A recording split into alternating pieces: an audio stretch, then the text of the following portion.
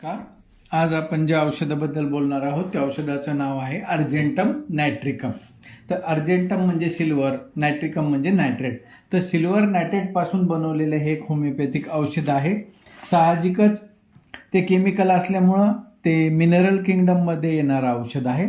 तर हे जे सिल्वर नायट्रेट आहे फार पूर्वीपासून वापरात असलेला घटक आहे.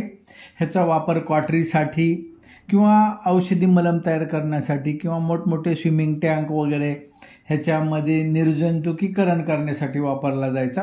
तसेच फॉरेन्सिक मेडिसिनमध्ये फिंगरप्रिंट व्यवस्थित मिळण्यासाठी पण याचा वापर केला जायचा. जुनं जेव्हा फोटो कॅमेऱ्याने काढत होतो आपण, ॲनालॉग फोटो जेव्हा होते, आता डिजिटल आले, तर त्यावेळेस सुद्धा ह्या सिल्वर नायट्रेटचा वापर त्यामध्ये केला जायचा. पण जेव्हा हे होमिओपॅथी पद्धतीने तयार केलेलं असतं त्यावेळेस त्याचा काय उपयोग होतो ते आपण बघूया. खूप मोठा उपयोग ह्या औषधाचा आहे, खूप वेळ लागणार आहे म्हणून थोडं फास्ट सांगतो मी. या औषधाचा परिणाम मन, मज्जातंतू, मेंदू व मज्जारोज्जू म्हणजे ब्रेन आणि स्पायनल कॉर्डवर होतो. श्लेष्मल त्वचा म्हणजे म्युकस मेम्ब्रेनवर होतो. स्टमक, इंटेस्टाईन किंवा डोळ्याची, तर ह्या म्युकस मेम्ब्रेनवर होतो. तसंच घसा, मूत्रमार्ग, हाडावरील आवरण, शरीराची डावी बाजू यावर याचा परिणाम होतो. म्हाताऱ्यासारखे दिसणारे आणि अशक्त सुकलेल्या इस्मांसाठीचं हे औषध आहे. शरीरात कंप होत असतो, शरीर वाळत जाते, लुले लटके पडल्यासारखे होते, पण शक्यतो खालून वर लोळेपणा येत असतो. शरीराचे भाग किंवा अवयव मोठे झाले आहेत किंवा बांधले आहेत असं वाटत असते.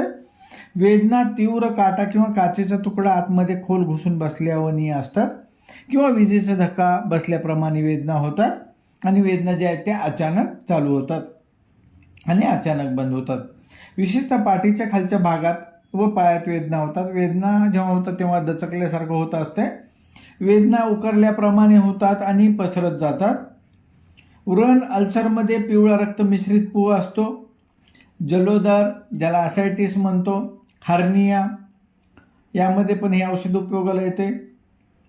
खाण्यापिण्यात, वागण्यात अनियमितपणा असेल, काळजी, मानसिक ताण, मुष्टिमैथून किंवा संभोगातिरेक, बर्फ घातलेले पदार्थ यामुळे जे विकार उद्भवतात त्यासाठी हे औषध आहे. बधीरपणा येतो, फिट्स येतात. शक्यतो फिट्स एमसीच्या वेळेस येतात आणि रात्रीच्या वेळी असतात. फिट यायच्या आधी 1-2 दिवस डोळ्याच्या भावल्या विस्तारतात. नंतर अस्वस्थपणा वाटून पंजांना कंप सुटतो. अधूनमधून शरीराला कंप सुटतो. हालचाल करता येत नाही. डोक्यापासून पायापर्यंत एकदम गळून गेल्यासारखं वाटत असतं. मानसिक व पचनेंद्रियाचे विकार बरोबरच सुरू होतात. एकदम चिमटा कोणीतरी घेतला असं वाटत असते. डोळे मिटून ह्या लोकांना चालता येत नाही. शक्यतो शरीराचा डावा भाग त्यामध्ये आजार असतो. धंदेवाईक व्यापारी असतील, विद्यार्थी यांना जो मेंदूचा ताण असतो किंवा परीक्षेची भीती वाटत असते त्यावेळेस या औषधाला उपयोगाला येते. मानसिक लक्षणामध्ये विलक्षण कल्पना किंवा भावना या लोकांच्या मनात येत असतात, त्यामुळे मंत्रस्थ होते. खूप घाबरट लोक असतात आणि मनाला येईल ते करण्याची प्रवृत्ती या लोकांत दिसून येते. अतिशय उतावळे लोक आहेत हे. स्वतःला वाटणाऱ्या कठीण प्रसंगाची, एखादी विशिष्ट जागा ओलांडण्याची किंवा अंधाराची, काहीतरी वाईट होईल अशी भीती वाटत असते. उंच इमारतीकडे बघवत नाही. स्मरणशक्ती मंद असते. वेळ खूप सावकाश चालला आहे, टाइम पासेस स्लोली असे या लोकांना वाटत असते. आपल्या कुटुंबीय माणसाकडून स्वतःचा तिरस्कार होत आहे असं या लोकांना वाटतं. महत्त्वाकांक्षा बिलकुल नसते. हाती घेतलेल्या कामात यश मिळणार नाही अशा प्रकारची होपलेस मनोवृत्ती या लोकांमध्ये असते. खिडकीतून किंवा पूल ओलांडत असताना उंचावरून खाली उडी मारावी वाटते. असंबंध बडबड व मूर्खपणाची कृत्य करण्याची प्रवृत्ती या लोकांत दिसून येते आणि अगदी थोडा वेळ उरला आहे असं वाटून हे लोक उतावीळपणा करत असतात. डोक्यामध्ये आत खोल दुखत आहे असे वाटते. उंच इमारतीकडे बघितलं किंवा उंचावरून खाली बघितलं तर चक्कर येते. फिट येण्याच्या अगोदर किंवा शक्यतो फिट रात्रीच्या वेळी येते. कपाळात डाव्या बाजूस उकरल्यासारखे दुखते. अर्धडोकी दुखत असताना अंग गार होते. अंग थरथर कापते. घट्ट दाबल्याने किंवा घट्ट बांधलं डोक्याला तर बरं वाटतंय. आणि डोकं दुखत असते तेव्हा त्याच्यानंतर जेव्हा उलटी होईल तेव्हा डोकं दुखायचं कमी होतंय. कवटीची हाडं वेगळी झालीत की काय असं वाटत असते. डोळ्याच्या आतील बाजूचे कोपरे सुजतात आणि लाल होतात. डोळ्याच्या आतील कोपऱ्यातून पू येतो. उजेड सहन होत नाही. शिवताना डोळ्यांना खूप ताण पडतो. डोळ्याच्या लक्षणाबरोबर पोटाची लक्षणे आढळतात. कानामध्ये फिट येत असताना कानात गुणगुण आवाज येतो. घंटानादासारखे आवाज येत असतात आणि बहिरेपणा असतो. नाकामध्ये वास कळत नाही, अनॉस्मिया ज्याला म्हणतो आपण. नाक खाजवत असते. सर्दी झाली की डोळ्यातून पाणी येते आणि अंगावर शहारे येतात व डोकं दुखतं. चेहरा आजारी माणूस असल्यासारखा दिसत असतो, मातट फिक्कट रंगाचा. डोळ्याखालच्या भागात भयंकर दुखते व त्यावेळेस तोंड आंबट होते, बोलताना होठ कापत असतात. जिभेचे टोक लाल होऊन दुखते. तुरट आंबट किंवा कडू चव असते तोंडात. चावताना गार पदार्थाने, आंबट पदार्थाने दात दुखतात. घशामध्ये अन्न अडकते. दाट कफ साचतो. घसा सारखं खाकरावा लागतो. गिळताना, श्वास घेताना किंवा मान हलवताना घशामध्ये काटे टोचल्याप्रमाणे वाटते. गार पेय पिलं तर घशाला बरं वाटतंय. विशेषतः सिगरेट पिणाऱ्या लोकांना घशात काहीतरी केस अडकला आहे असं वाटत असते. पोटामध्ये वात धरतो ते आणि पोट फुटेल की काय असे वाटते. मोठमोठ्याने जोरात ढेकरा येतात. वात खाली सरकत राहतो. जुलाब होताना वारा सरून आवाज होतो. भावना किंवा भीतीमुळे टॉयलेटला जावे लागते. टॉयलेटमध्ये कफाचे तुकडे पडतात. शौच किंवा स्टूल हे हिरव्या ग्रीन कलर असतो. खाण्यापिण्यानंतर ताबडतोब टॉयलेटला जावे लागणे हे काही औषधाचं लक्षण आहे. आणि ते जे स्टूल आहे तो ग्रास लाईक ग्रीन, गवतासारखा हिरवा असतो. अंगावर ज्या मुलांना दूध प्यायचं तोडले त्यानंतर जे त्यांना डायरिया होतो त्याच्यासाठी एक प्रमुख औषध आहे. कधी कधी काही एखादं पेय पितानाच टॉयलेटला जावं लागतं किंवा गोड खाल्ल्यानंतर, साखरेच्या वस्तू, गोड पदार्थ खाल्ल्यानंतर टॉयलेटला जावं लागू शकतं. जठर ज्याला स्टमक म्हणतो आपण, गोड पदार्थ खाण्याची, साखर खाण्याची सारखी या लोकांना इच्छा होते, पण साखर खाल्लेली पचत नाही. तुरट आंबट किंवा कडू आंबट चव व ओकार येत असतात.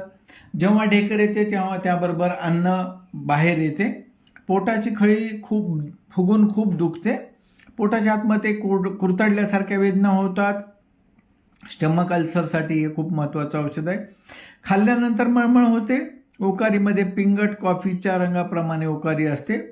ढेकर वर येऊन दाबल्यासारखे वाटून अन्ननलिका बंद पडली की काय असे वाटते. मूत्रेंद्रियामध्ये मूत्रपिंड ते मूत्राशयापर्यंत भयंकर कळा येतात. स्पर्शाने, हालचालीने, दीर्घ श्वसनाने जास्त होतात.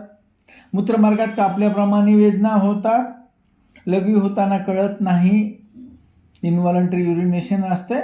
गोनोरियामुळे लघवीमध्ये पिवळा रक्त मिश्रित स्त्राव जातो आणि लघवीची दार दुभंगलेली म्हणजे युरिन स्ट्रीम जी आहे ती स्प्लिट झालेली असते. पुरुषांमध्ये नपुंसकत्व असते. इरेक्शन होत नाही व्यवस्थित, झालं तरी त्याचा उपयोग होत नाही असं वाटतं. स्त्री जनेंद्रियामध्ये एमसीच्या अगोदर पोटात दुखावयास लागते. छातीच्या स्नायूंना आचके बसतात. एमसीमध्ये खूप कमी अंगावरून जातं पण त्यावेळेस दमा होतो, दम लागतो. गर्भाशयात जखमा होतात. ल्युकोरिया पिवळा किंवा करवडणारा म्हणजे ॲक्रिड असतो. तो आतील गर्भाशयातील जखमामुळे त्यामध्ये वारंवार रक्त येते. एमसी थांबायच्या वयात किंवा तरुण विधवा किंवा ज्या स्त्रियांना मुले झाले नाहीत अशा स्त्रियांमधील ल्युकोरियासाठी एक औषध आहे. ओव्हरीजमध्ये दुखते, त्या मोठ्या झाल्यासारख्या वाटतात आणि बाळंतपण झाल्यानंतर लवकर मुले ज्या स्त्रियांची मरतात त्यांच्यासाठी एक औषध आहे. श्वसनेंद्रियामध्ये हसताना किंवा मोठा आवाज जर केला, मोठ्या आवाजाने बोललं तर खोकला येतो. घशामध्ये केस अडकला आहे असे वाटून खोकला येत असतो. भावनामुळे उत्पन्न झालेला दमा. खोलीत जर गर्दी जास्त झाली तर जास्त होतो. छातीच्या स्नायूंना आचके बसतात. दमा वात धरल्यामुळे होतो. त्याच वेळेस पोटात दुखत असते. विशेषतः गाणं म्हणणारे गवई असतील किंवा भाषण देणारे वक्ते असतील तर त्यांच्या श्वासनलिकेला जी सूज आलेली असते त्यासाठी एक महत्त्वाचं औषध आहे. त्यामुळे मोठ्यांनी बोलल्याने, भाषण केलं, गायनामुळे घसा बसतो. खोकला खाली वाकल्याने किंवा सिगरेट ओढल्याने वाढतो. जिना चढताना दम लागत असतो.